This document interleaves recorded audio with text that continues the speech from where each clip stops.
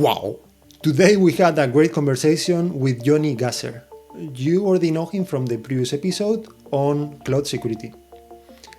Today he introduced us the topic of crisis management and how companies should react in a situation of crisis, especially when talking about cybersecurity.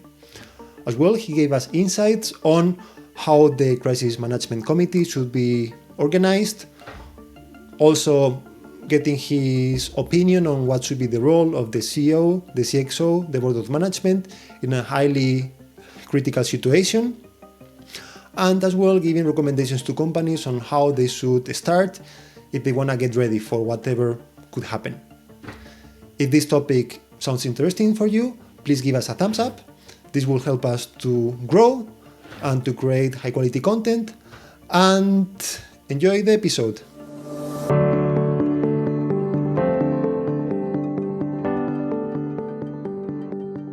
Hi Johny, welcome back to Tech Experts. How are you? Good. Thank you, Michael. And you? It's very nice. It's very nice to have you here, especially after all the things we learned in the last episode on security for cloud for companies. And today we have another very interesting topic, crisis management. And this is a topic that is becoming very interesting.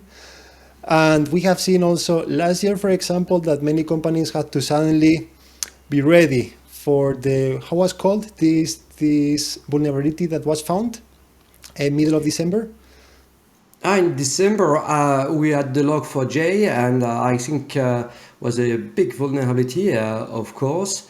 But also, I think that the cause is not so important in the crisis management. We need to be ready. But it could become every single day because of a technical vulnerability, because of someone, because of something external, nothing to do with us. There are a lot of, let's say, good and bad reasons that we could be hit by a crisis. And what companies are the ones you think should be more interested on mastering crisis management? What are every company should, whatever the size. It could be a small business, 5 persons to the multinational. You must be ready, because even if you are small, you cannot have a crisis unit ready, of course, but the crisis could be fatal.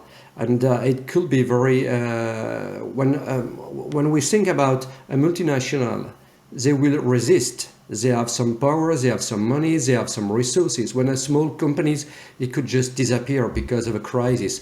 So every kind of company must be ready. This is very important. And don't ignore. This will happen. And I've seen too many companies thinking that I'm too small, I'm not interesting for the cyber criminal. In Switzerland, we have seen a lot of public administration being hit by a ransomware attack, that they were surprised that anyone could be interested by their data, publishing this on the dark web. But they have been hit. And this is really important. And we have seen a different level of preparation between those public administration as also the companies. We can see the level is very different.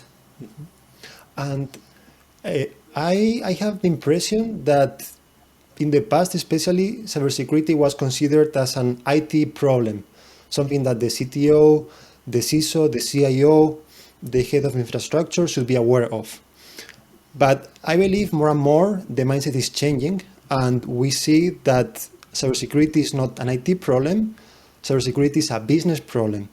So why in your opinion, a CEO, a head of business development, a head of innovation, like a managing director from a company should be interested in cybersecurity? What is the business importance for it? So you're right. In the past, it was really like this. I see in most of the companies, they were mentioning business continuity planning, disaster recovery, and putting everything on IT department. Say, come on, it's business continuity. Why you're thinking that your IT is in charge? It was surprising. With the crisis, it's exactly the same. With the cyber incident is exactly the same. The impact is business. So you need to be ready you need to understand what could happen, what are the scenarios that could be a crisis, because not every event, not every security incident is a potential crisis. It could become, but you need to know what will be, what are the consequences if this is happening. If you have you're in the manufacturing, are there some factories more critical than the other? Of course, it's easy to understand some factories are critical, but 4 hours outage, is it a big deal? 4 days? Depending of the companies, the factory, it could be very different. And very important also that we have a lot of private data. The privacy of your customer, of your employees are at risk. And now we can say that we have not so many business processes that could rely without IT system. And so when the IT systems are down, what do? And this is something that it is really from a business perspective. And if you would like to have the people being ready, being prepared, that you have the training, you need to have some budget, you need to have the time, you need to justify from a business perspective, never from an IT perspective. And each time you will try to explain this from an IT perspective, you will have to solve with the current resources, the current budget. As soon as you can explain the problem of the digital business, it is possible to have additional budget and to explain. And it gives also the companies a better understanding that this is a business issue. Everything should be business. And I think that at Orange Business, where I'm working, we have this because we have the what we name the Orange Cyber Defense, technology-oriented, and people like me, business cyber protection advisor. We are looking to protect the business. This is not exactly the same job to have this link, but anyway, business first. Yes. Also, a message for the audience. If you want to have a specific advice on how to get IT budget for protecting your company, if you want to know specifics on how to protect your company, or you just want to have maybe some questions that are private and cannot be searched, for example, on the comments on YouTube, you can just contact either Johny or myself on LinkedIn, Johny Gasser on LinkedIn, or Miguel Muñoz de Morales on LinkedIn, or also writing an email to us. We will put all the information in the description, and then we will support you the best way we can. As well, yes. If you want us to talk about any concrete topic in future on cybersecurity, something that is maybe more specific for the industry where you're working, or your department you are working, or some specific challenges, just write it in the comments, and then we will prepare an episode on that topic in the next couple of weeks. Mm-hmm. Good. And then, Johny, what are the main, let's say, mistakes that you have found in regarding crisis management with your large experience? Of course, I've seen many. Any that are coming quite often, and for me, which is surprising, this is that I would say the first underestimate is the communication channels. I mean by that, in case we are hit by a crisis, how do we communicate within the unit, the crisis unit? How we communicate? Because most of the time, okay, we will use the phone, we will use WebEx, we will use Teams. Say, okay, your Active Directory is encrypted, so no IDFS. So your WebEx is not available, Teams is not available. What do? And this is something to be ready for. So you have a lot of different possibilities. If you don't prepare, what people will do, this is using WhatsApp. I remind everyone, WhatsApp means Facebook. Using Facebook as a professional tool to manage your company during one of the most sensitive period of the company with such a sensitive information, I will not recommend. And once it started on WhatsApp, you cannot change it anymore. So be ready. There are a lot of different possibilities. Signal, Wire, Streama, to name a few. It is efficient, but you need something that you will be able to access and use even if your core systems are down. So this is, I would say, probably the most common issue I've seen. People were not thinking that they could be hit also with their telephone system. And imagine an hospital when you have no phone. What do? And you need to be ready for this kind of scenario. Another scenario I've seen that was problematic is that the rules and the responsibilities are not defined. So, or no one feel responsible, or everyone. And what necessarily will happen at this stage, this is that the top management, I mean the CXO in the multinational, will take the lead. And this is a mistake. There is no offense to tell that the CXO, their job is to work and to be prepared for 2 years, 5 years, 10 years for the future of the company. And now thinking about the next minutes, perhaps hour, it's a totally different mindset. It's a different skills. And a good CXO will be a poor crisis manager. And vice versa.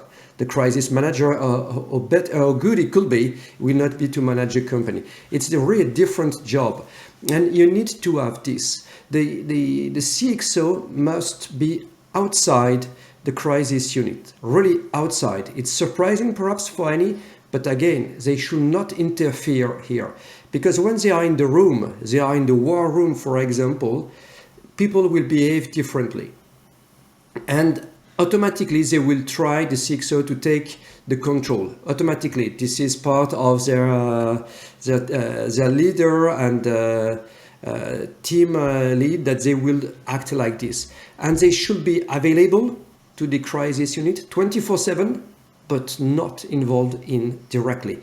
So for me, this is really a key message here. And perhaps also remind something is, we prepare war during peacetime. So when you have no problem, it's the time to think about what could happen, what would you do, which tools, who will do what. It's very important. And here you will understand that the communication is absolutely critical. The communication, this is with your customer, with your employees, with your management, the partners, the authorities, the journalists, interested parties. It doesn't necessarily be your customer or things like that. You could have a larger audience than what you believe. And you need to have the communication, because the day you will have to communicate, you cannot just say, oh, what should we say? Who should write? These kind of things. Which logo do we use? You need to be ready. And you need to master the rhythm of the communication, and not having the social media directing you where you should go, what you should answer. This is very important to master this. You could have a perfect plan from a technical perspective or organizational perspective, but a poor communication, and it will be a disaster for your company, the brand reputation. So be ready and prepare with the journalist, because writing down an email to the employees or to the journalist is not the same. Journalists will, of course, read what you have written, but they will also read what you have not written. And you need to be ready to be capable to answer the question and not create a new problem in your crisis. So be ready. And again, it's about business, because crisis management is multidisciplinary. You need some people from a technical background, but you need also, from, I said, the communication. You need some people to manage the logistic, because the crisis unit cannot eat pizza and sandwich during 5 days. You need to organize sleeping, to have the drinks, to have the whiteboard, to have paper, to all what they need. You need also to have someone, like in the good hotels, you have a concierge, that whatever is your problem, you just go to the concierge and will find the solution. Mm-hmm. You need also to have this concierge in your crisis unit, because you need to have your people focusing on what is the most important. So I would say most probably this is the typical mistake. People are focusing on the technical aspect, disaster recovery, having the backup ready, and perhaps, yes, still this one, the backups. Are you ready to face a ransomware? I've seen too many companies having moved from the DLT backup tape to saving everything in the cloud. Say, yeah, we have everything on 2 data center, 2 region, fine, it's synchronized. But if your data center A is encrypted, it means data center B is encrypted at the same time. So having a copy of this will not save you. And you need something that is not reachable in the cloud, because otherwise it will be encrypted also. And you have only in this case 2 possibilities. One, you close the business. Second, you pay the ransom. So be ready to have a real backup capability that you can restore and you can test, because perhaps your backup have a technical issue. Perhaps they are already encrypted because they have changed the key of encryption. You still have all the reports telling that the backups are good every night, you have everything 100%, but the day you need to restore, you have nothing available. So always test those backups and really think, is it really impossible to reach the backup from a workstation that has been compromised? Answer this question, because this is your best insurance. You said 2 things that I found very interesting. The first one is to be ready before this happens. And this is something that not all the companies are doing, to be ready before the real crisis is there. And also the second thing is the CXO is not meant to be in the war room for managing the crisis itself. And this brought to my mind one of my favorite quotes. It's from a Roman general, and it's in Latin. My pronunciation is, I don't know Latin, so my pronunciation could be very bad, but it's something like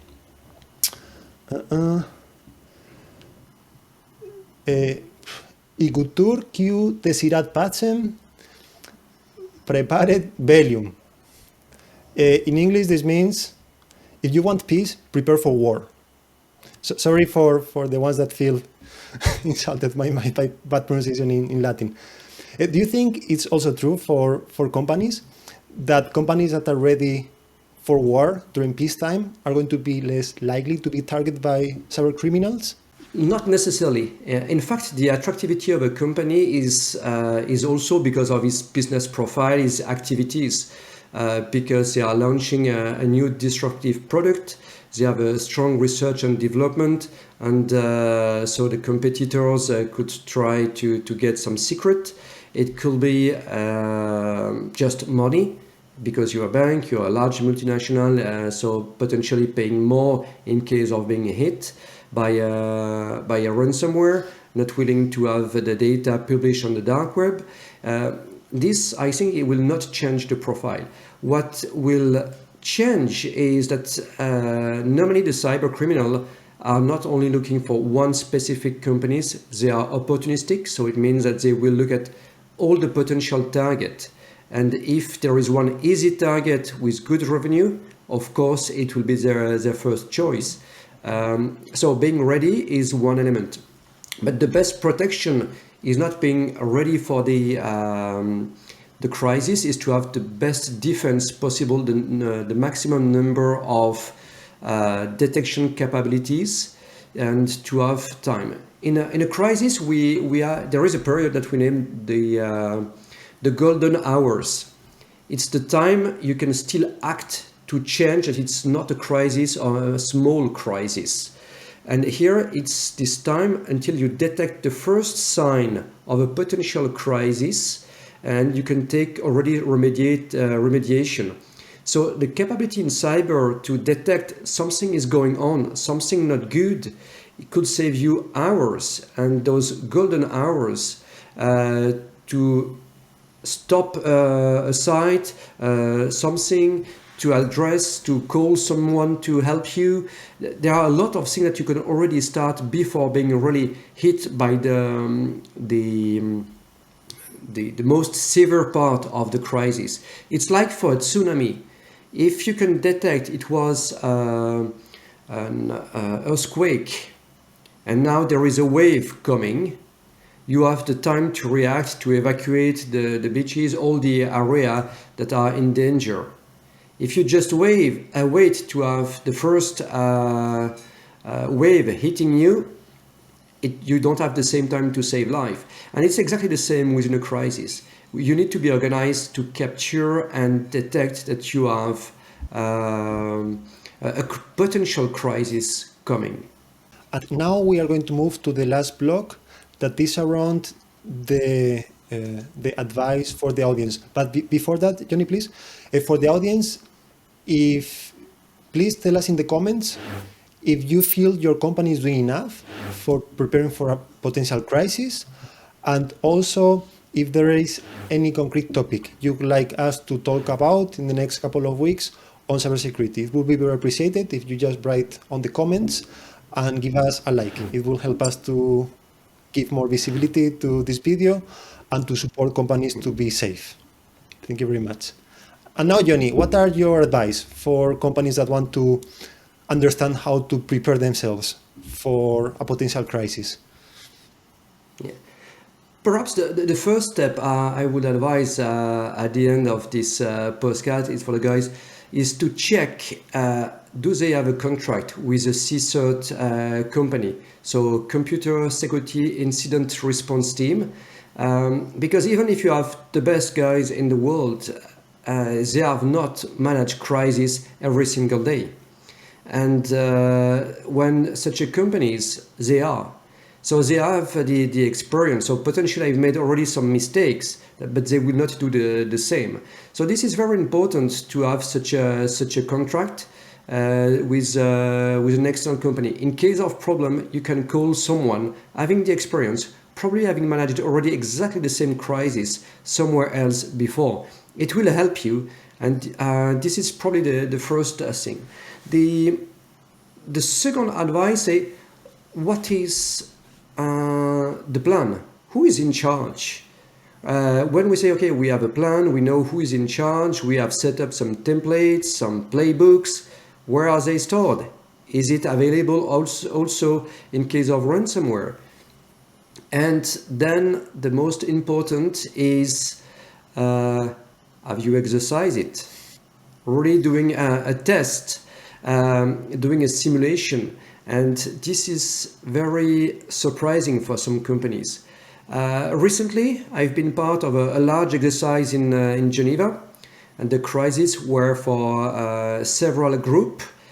So professionals were in 3 crisis units. They don't know each other before. They only know that they will have to manage a crisis for a bank. That's it. They have received the profile of the bank, and then they have been during 24 hours non-stop having to manage a crisis. And as a real crisis, there is not only one problem. There are several problems at several different things, and that you have to manage. You have also some noise, thing that you have to identify. It is not important. And this experience was amazing for all those professionals to understand all what is the crisis, and also understanding that working 24 hours, that a little after 12 hours of working, it's more difficult. You have less passions because you are tired, you need more time to take decision, not necessarily the right decision.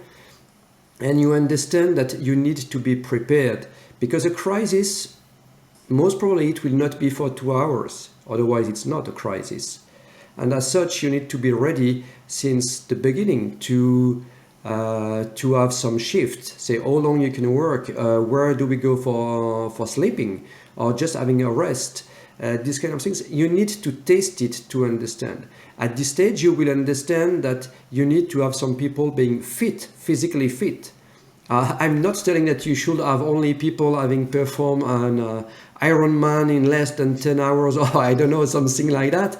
But if you're not capable physically for a lot of good and bad reasons, you should not be part of the crisis unit, because you need to resist to the pressure, to the physical pressure, to have the brain working well, to have the emotion under control, because you will be put to the limit.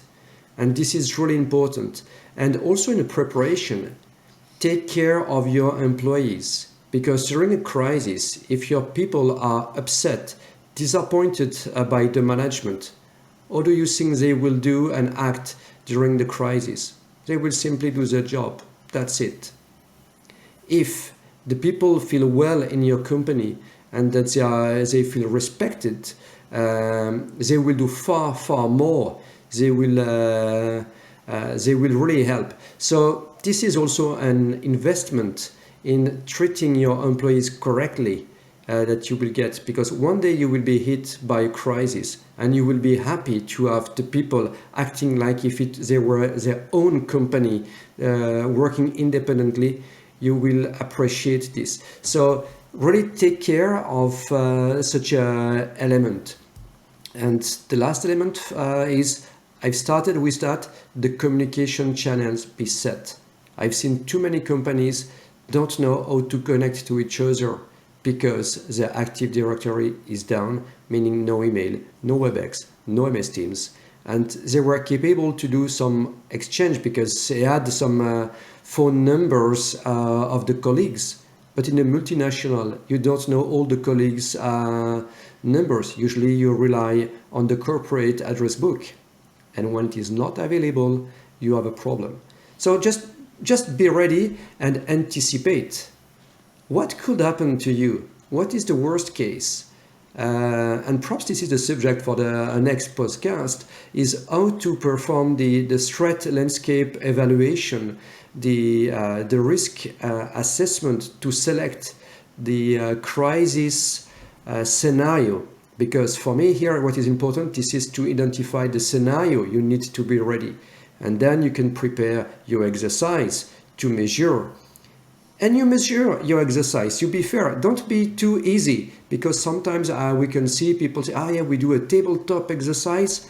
Say, perhaps start on with a 4 hours or 8 hours crisis simulation. Let's see what is the output. And perhaps you will feel the emergency of this, how much effort you need because you are not ready. Because if you do an exercise that is too easy, it will be, you will have a sense of comfort that is inadequate. So don't hesitate to challenge yourself and look at your face in the mirror. Are you good? Yes.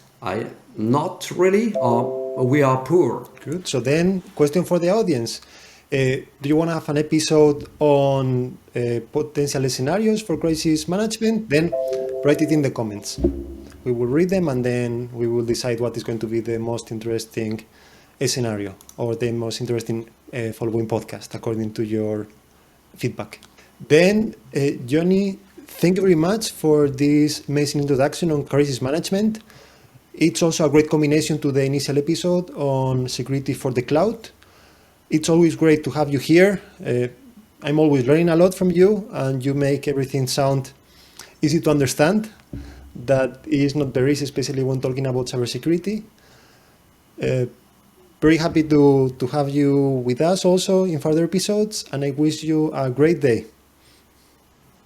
Thank you. It's really a pleasure, and crisis management, I can speak for hours, if not days, if you don't stop me. So happy to answer also to the comments, and don't hesitate. Miguel, see you soon. Ciao.